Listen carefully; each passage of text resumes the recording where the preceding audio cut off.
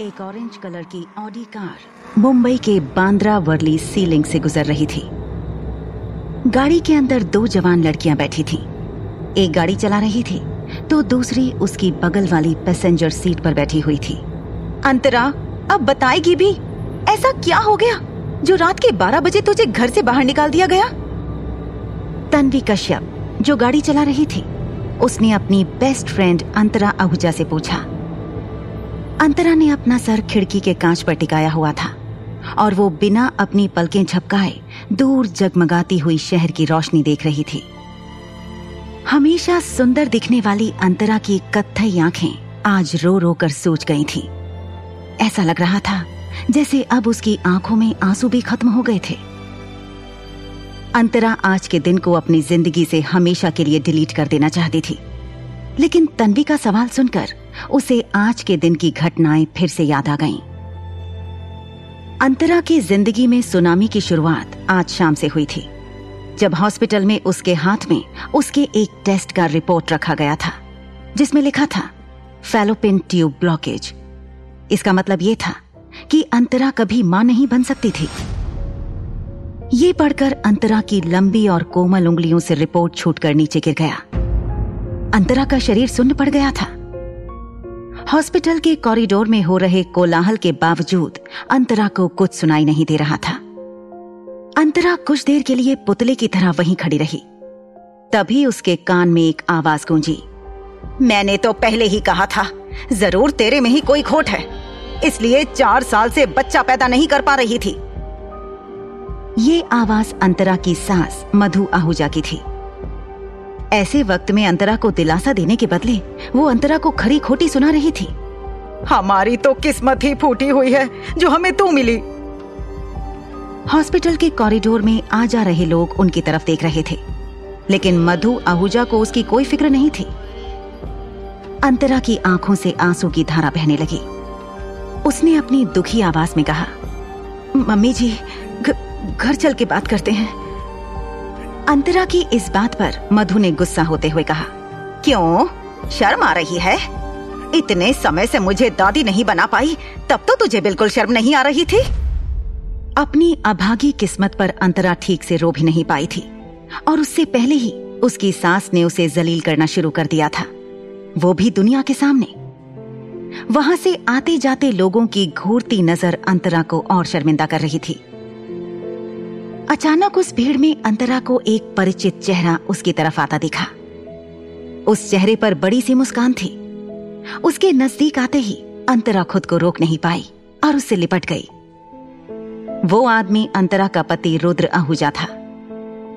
अंतरा ने रुद्र के सीने से लगकर रोते हुए कहा, रुद्र, मेरा रिपोर्ट। वो आगे कुछ बोल नहीं पाई।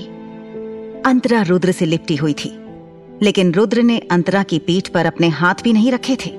वो बिल्कुल सीधा खड़ा था। रुद्र ने अंतरा की नाजुक कमर को अपने दोनों हाथों से पकड़कर खुद से दूर किया और अपनी मां की तरफ देखते हुए कहा, मां, रिपोर्ट पॉजिटिव है। अब तक मधु आहूजा अंतरा पर गुस्सा थी, लेकिन रुद्र की बात सुनकर वो खुशी से उछल पड़ी। सच? माता रानी की बड़ी कृपा। मधु ने हाथ जोड़कर अपनी आंखें बंद की। अंतरा को समझ नहीं आया कि दोनों क्या बात कर रहे थे। अंतरा रुद्र से पूछे कि वो कौन से रिपोर्ट की बात कर रहा है। उससे पहले रुद्र के पीछे से एक दूसरी जवान औरत आकर उनके साथ खड़ी हो गई। वो गायत्री बंसल थी, अंतरा की कजन। उसके आते ही मधु ने गायत्री के सर पर हाथ रखते हुए कहा, जुग जुग जियो बेटी, तुम्हारी वजह से मेरा दादी बनने का सपना पूरा होने वाला है, और मुझे पूरा भरोसा है कि तुम्हारी कोख में लड़का ही है। आखिर वही तो मेरे रुद्र का वंश आगे बढ़ाएगा। ये सुनकर अंतरा के ऊपर बिजली गिरी। उसे यकीन नहीं हो रहा था कि उसकी कजन, जिसे वो सगी बहन से भी ज्यादा मानती थी, उसी ने उसके पति के साथ नाजायज संबंध बनाए थे। अंतरा की आंखों में खून उतर आया और उसने गायत्री को थप्पड़ मारने के लिए अपना हाथ उठाते हुए कहा, तुझे इतनी गिरी हुई हरकत करते हुए शर्म भी नहीं आई? लेकिन गायत्री तक अंतरा का हाथ पहुंचे उससे पहले ही रुद्र ने उसे पकड़कर झटक दिया और अंतरा से कहा, खबरदार, जो गायत्री को किसी तरह का नुकसान पहुंचाने की कोशिश की तो वो मेरे बच्चे की मां बनने वाली है। रुद्र की बात सुनकर अंतरा को एहसास हुआ कि इस नाजायज रिश्ते में वो भी तो बराबर भागीदार था। अंतरा ने गुस्से से रुद्र और गायत्री से पूछा, तुम दोनों का अफेयर कब से चल रहा है? अंतरा के सवाल का जवाब देते हुए मधु ने उसे कहा, तुम्हें यह पूछने का हक किसने दिया? तुम्हें हमारे परिवार के मामले में दखल देने की कोई जरूरत नहीं है। मधु की बात सुनकर अंतरा ने पूछा, तो क्या मैं परिवार का हिस्सा नहीं हूं? अंतरा को जवाब देते हुए मधु ने कहा, नहीं, तो कभी हमारे परिवार का हिस्सा थी ही नहीं। वो तो मेरे ससुर जी ने तुझे जबरदस्ती मेरे रुद्र के गले बांध दिया था। धीरे धीरे मधु आहूजा की आवाज बढ़ती जा रही थी और उनके पास लोग इकट्ठा होने लगे थे। एक मल्टीनेशनल कंपनी के सीईओ रुद्र आहूजा को ऐसे अपनी इज्जत मिट्टी में मिल जाए, वो हरगिज मंजूर नहीं था। इसलिए मधु आगे और कुछ कहे उससे पहले रुद्र ने कहा, माँ, घर चलते हैं, गायत्री को आराम करना जरूरी है। अंतरा के सवाल अभी खत्म नहीं हुए थे, लेकिन वो भी दुनिया के सामने अपना और अपने परिवार का तमाशा नहीं बनाना चाहती थी। वो सब हॉस्पिटल के बेसमेंट में पहुंचे। रुद्र, मधु और गायत्री गाड़ी में बैठ चुके थे। अंतरा ने बैठने के लिए दरवाजा खोला ही था कि रुद्र ने रूखी आवाज में उसे कहा, तुम टैक्सी ले लो, गाड़ी में जगह नहीं है, गायत्री के लिए कंजस्टेड हो जाएगा। अंतरा ने देखा कि 7 सीटर रेंज ओवर गाड़ी में 3 लोग बैठे थे, फिर भी उसके लिए जगह नहीं थी। गायत्री ने अंतरा से कहा, सॉरी अंतरा, वो क्या है ना कि डॉक्टर ने कहा है कि प्रेगनेंसी की शुरुआत में मामला थोड़ा रिस्की होता है, इसलिए रुद्र कोई चांस नहीं लेना चाहता, बुरा मत मानना। इतना बोलकर गायत्री ने दरवाजा खींचकर बंद कर दिया और गाड़ी वहां से निकल गई। अंतरा को यकीन नहीं हो रहा था कि लोग इतना जल्दी कैसे बदल सकते हैं। जो गायत्री अभी उसे ज्ञान देकर गई थी, वो ये भूल गई थी कि अंतरा ने खुद की पढ़ाई छोड़कर उसे पढ़ाया था और यहाँ तक कि उसे विदेश पढ़ने भी भेजा था। गायत्री अंतरा के मामा की लड़की थी। दरअसल अंतरा के माँ बाप नहीं थे, उसे उसके 2 मामाओं ने पाल पोस कर बड़ा किया था। इसलिए अंतरा को हमेशा ऐसा लगता था कि उसके मामाओं ने उस पर एहसान किया है। अंतरा हॉस्पिटल के बेसमेंट से बाहर आई। वो अपनी सास के साथ हॉस्पिटल आई थी, इसलिए उसके पास टैक्सी के पैसे नहीं थे, जिसकी वजह से उसने घर की तरफ चलना शुरू किया। अंतरा हाउसवाइफ थी और उसे अपने पास पैसे रखने की इजाजत नहीं थी। यहाँ तक कि घर का सामान लेने के लिए भी अंतरा को अपनी सास मधु से पैसे मांगने पड़ते थे। रुद्र को भी ये बात अच्छी तरह पता थी, फिर भी वो अंतरा को हॉस्पिटल में ऐसे छोड़कर चला गया था। वैसे भी 4 साल की शादी में अंतरा से उसका बर्ताव हमेशा से रूखा ही रहा था। रुद्र के दादाजी काफी बीमार रहते थे और मरने से पहले वो रुद्र और अंतरा की शादी होते हुए देखना चाहते थे। इसलिए परिवार के बाकी लोगों के साथ साथ रुद्र भी दादाजी को मना नहीं कर पाया था। रुद्र के दादाजी जब जवान थे, उस समय से उनका बांद्रा के पाली हिल इलाके में बंगलो था।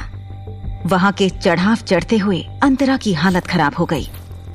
आहूजा निवास हॉस्पिटल से ज्यादा दूर नहीं था, फिर भी अंतरा को घर पहुंचने में 2 घंटे लग गए।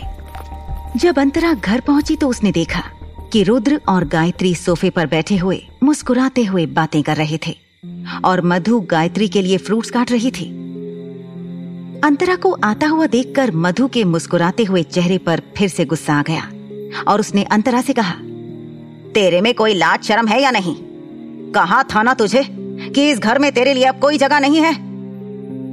मधु आगे कुछ कहे उससे पहले रुद्र ने उसे रोकते हुए कहा, माँ रुकिए, मैं बात करूंगा। इतना कहकर रुद्र ने गायत्री से कहा, तुम माँ से बातें करो, मैं अभी आया। फिर रुद्र ने अंतरा को ऊपर चलने को कहा। वो दोनों पहले माले के अपने बेडरूम में जाने के लिए सीढ़ियां चढ़ने लगे। 4 साल की शादी में वो दोनों शायद ही बेडरूम में साथ में रहे होंगे, क्योंकि रात में भी ज्यादातर रुद्र स्टडी रूम में ही सोता था। बेडरूम में पहुंचते ही रुद्र ने सिगरेट जलाई और अंतरा से कहा, अपनी शर्तें बताओ। अंतरा को रुद्र की बात समझ नहीं आई और उसने पूछा, क्या? रुद्र ने कहा, डिवोर्स के लिए कितने पैसे चाहिए तुम्हें?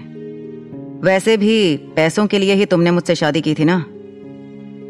रुद्र की बात सुनकर अंतरा हक्की बक्की रह गई थी। उसने रुद्र से कहा, मैंने तुमसे इसलिए शादी की थी क्योंकि मैं तुम्हें पसंद करती थी और दादाजी की भी आखिरी इच्छा यही थी। अंतरा की बात सुनकर रुद्र ने गुस्से से कहा, बस करो। मुझे पता है कि तुमने मुझसे शादी करने के लिए दादाजी का इस्तेमाल किया था, लेकिन अब दादाजी भी रहे नहीं, इसलिए अब उनका नाम लेकर मुझे ब्लैकमेल करने की जरूरत नहीं है। तुम बस बताओ कि तुम्हें कितना पैसा चाहिए। अंतरा को यकीन नहीं आ रहा था कि उसकी शादी खत्म होने जा रही थी। रुद्र की बातें सुनकर उसकी आंखों से आंसू निकल तो रहे थे, लेकिन बह नहीं पा रहे थे, मानो उसकी आंखों में ही जम गए थे। बार बार पूछने पर भी अंतरा जवाब नहीं दे रही थी, इसलिए रुद्र ने चिढ़ते हुए अपनी चेकबुक निकाली और एक चेक पर अंतरा का नाम लिखने लगा। ये देखकर अंतरा ने रुद्र से कहा, तुम 4 सालों में मुझे बिल्कुल समझ नहीं पाए। रुद्र ने चेकबुक से चेक फाड़ते हुए कहा, तुम्हें जो समझना है समझो। इस चेक में जो भी अमाउंट भरना है भर लेना और मुझे बता देना, मैं साइन कर दूंगा। और कल फैमिली कोर्ट पहुंच जाना, डिवोर्स की प्रोसीजर शुरू करनी है। इतना कहकर वो अंतरा के मुंह पर चेक फेंक कर चला गया। उसके पीछे बेडरूम का दरवाजा जोर से बंद हो गया। अंतरा को ऐसा लगा जैसे कि उस दरवाजे के साथ रुद्र के दिल का दरवाजा भी उसके लिए हमेशा के लिए बंद हो गया हो। अंतरा दीवार के सहारे सरकती हुई नीचे बैठ गई। पैरों के पास पड़ा हुआ चेक उसने उठाया। वो 8 बाय 3 इंच का कागज उसकी शादी खत्म करने वाला फरमान था। अंतरा ने उसे गुस्से से फाड़ दिया। अभी तक रुके हुए उसके आंसू अब बहने लगे थे। वो फूट फूट कर रोने लगी, मानो जैसे एक पल में उसकी पूरी जिंदगी बिखरते हुए देख रही हो। कुछ देर बाद दरवाजा खुलने की आवाज आई। हालांकि अंतरा की पीठ दरवाजे की तरफ थी। उसने दरवाजे की आवाज सुनते ही जल्दी से अपने आंसू पोंछ लिए। उसे लगा कि रुद्र आया होगा। वो रुद्र से IVF ट्रीटमेंट के बारे में बात करना चाहती थी। वो रुद्र के साथ रहने के लिए कुछ भी करने को तैयार थी। लेकिन जैसे ही वो मुड़ी, उसने देखा कि वहां पर गायत्री आई हुई थी। अंतरा ने उसे कहा, तुम यहां से चली जाओ, मुझे तुमसे कोई बात नहीं करनी।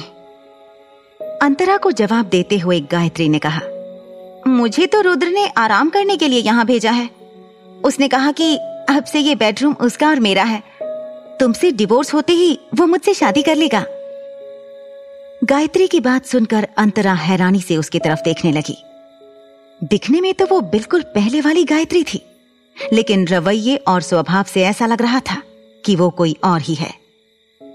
गायत्री ने अंतरा से कहा, इसमें इतना हैरान होने वाली क्या बात है अंतरा?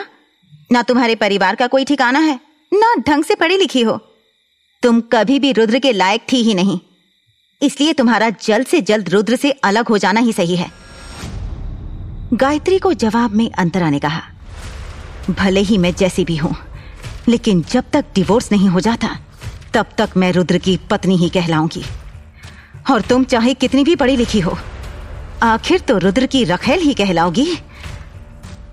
अंतरा का ताना सुनकर गायत्री ने मुस्कुराते हुए कहा, एक वक्त था कि हम दोनों चौल में रहते थे। आज हम पाली हिल के इस बंगलों में हैं, लेकिन तुम्हारी जबान अब भी वही चौल वाली है। ऊपर के कमरे में माहौल गरमाया हुआ था, लेकिन उस बात का नीचे बैठे रुद्र और उसकी मां मधु को पता नहीं था। तभी अचानक उसे ऊपर से किसी की दर्द भरी चीख सुनाई दी। इसी के साथ रुद्र और मधु डरकर ऊपर की तरफ भागे। क्या हुआ था ऊपर कमरे में? कहीं अंतरा और गायत्री के झगड़े ने कोई गंभीर मोड़ तो नहीं ले लिया था? जानने के लिए सुनते रहिए मिस्टर शैडो, सिर्फ पॉकेट FM पर।